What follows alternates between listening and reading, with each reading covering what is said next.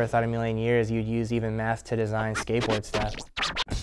I started skateboarding in junior high school, right at the end there. Just sort of picked up on it. It was something I really liked to do. I had fun with it. And the more I did it, the better I got, and I had some offers to be sponsored as a sponsored skateboarder. Started taking pictures of magazines and doing video shoots and turned pro in 19. My name is Kenton Russell, designer for Side Design Group. You never know when you might need to use some of the math skills you're learning in school, and there are plenty of people who think they're going to make it in the world without learning anything, or maybe even dropping out thinking they can do it. And I knew a number of skateboarders who did that. They dropped out of high school early, didn't think they needed anything like that, math or anything else with school, and sure enough it came back to bite them, because whatever you're doing, you have to be your own business person in a sense. If you're not good with some of the basic skills in math, you're not going to be able to really basically run your life.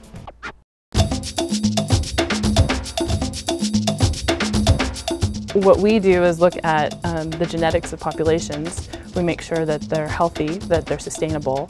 So my job is important because it helps inform managers of populations how to care for the animals, how to manage them.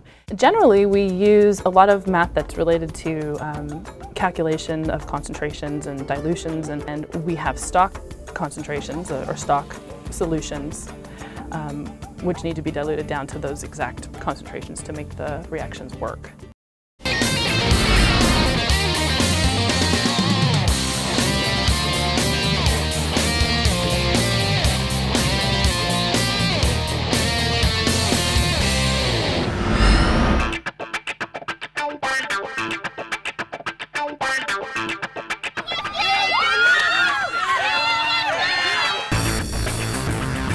I support my team. It's always a big game when we play Westview. Mount Carmel and Westview are rivals in every athletic event. Mount Carmel has been just a rival for us year in, year out for all sports. 1, 2, 3, 3, 3, 3.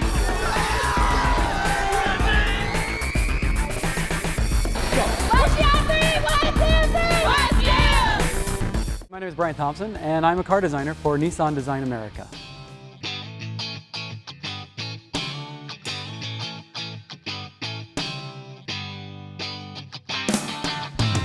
I use math every day in the job, in the sense that I have to work with engineers that are always telling you different dimensions and parts of the car that you have to accommodate in your designs.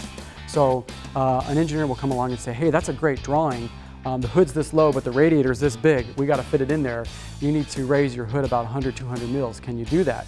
But to solve a lot of the problems when you're actually in the studio creating the design is where the math came in. And again, that's where the human factors play in. And that's where you have to make sure that you can see out of the car that it's not going to be too high. And you're going to work with the engineers, and they give you the feedback and the dimensions that you then need to accommodate with the design itself.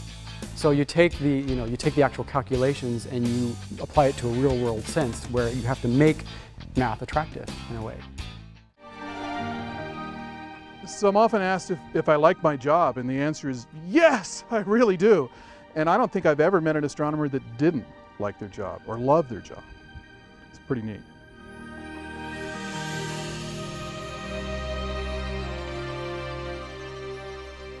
But the really exciting part is seeing something that no one's ever seen before, a star that just exploded, that was detected by a satellite, and the people here at Palomar are the first to clue in onto it. Or to watch an asteroid that's passing near the Earth. It's going to miss, but passing near the Earth when it happens.